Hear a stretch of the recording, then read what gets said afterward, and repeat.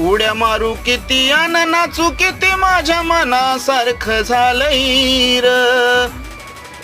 तू आझाद केलेलं पाखरू माझ्या पिंजऱ्यात आलंय र.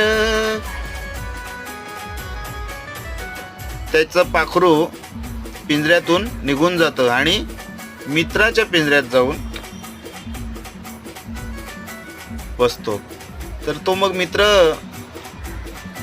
मित्र म्हणतो, तू आझाद केलेलं पाखरू माझ्या पिंजऱ्यात आलंय र.